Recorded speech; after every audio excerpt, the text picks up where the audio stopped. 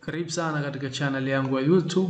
Leo katika video hii nitakwenda kufahamisha jinsi ya kubadilisha, ya kuconvert Word document file yako kwenda katika PDF. Ni rahisi sana kuweza kufanya hivyo. Tayari mimi nipo na file yangu hii hapa ambayo ipo katika Microsoft Word document format ambayo nahitaji kuiconvert na kuibadilisha kuipeleka katika PDF file format. Kwa hiyo fuata hizi hatua ambazo nitapita ili kuweza kufanikisha hilo. Kama tayari upo na kompyuta yako, upo na hiyo file, basi angalia hii video mwanzo hadi mwisho ili kuweza kuibadilisha file yako na kwenda katika PDF. So hapa mimi nipo katika Windows 11 na hii ndio file yangu. Nita right click katika hiyo file yangu na nahitaji kwenda kuibadilisha. Itakuja context menu kama hii, nitakuja chini kabisa huko ambapo kumeandikwa show more options. Ukiingia hapa kutakuja options nyingine nyingi ambazo zitajionyesha hapa baada ya kuklik pale show more option. Then ingia katika sehemu iliyoandikwa print. Click hapo katika hiyo sehemu iliyoandikwa print. Baada ya kuklik itafanya kama kufunguka Microsoft Word, lakini kabla ya kufunguka itaweza kuja boxi hii unayoiona hapa ikikuhitaji uweze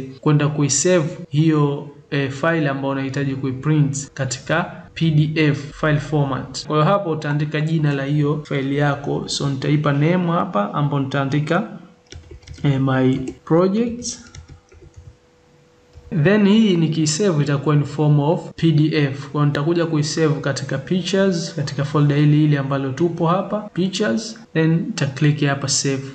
Hapo itakuwa tayari umeweza kuibadilisha file document yako ambayo ipo katika file format ya Word ambayo ni doc kwenda katika PDF. Kama unavyoona mwanzo tulikuwa tuna file yetu hii hapa ipo in form of Word document, lakini sasa hivi tupo katika PDF file format. Na ukifungua hii ni sawa na hii ambapo hii itakuwa in form of PDF kama unavyoona, lakini hii huku ipo in form of Word document. So nadhani umeweza kupata idea namna gani ambavyo utaweza kubadilisha file format yako kutoka Word document kwenda katika PDF na kukusaidia wewe katika shughuli zako mbalimbali. Kama unavyofahamu PDF imekuwa ikitumika sana hata katika masuala ya printing, inasaidia sana tofauti ikiwa katika format hii ya Word document. So katika video hii sina la zaidi, na natumai utakuwa umepata kitu kipya. Jaribu kufanya na wewe huko uone effect yake. Tukutane katika video inayofuata.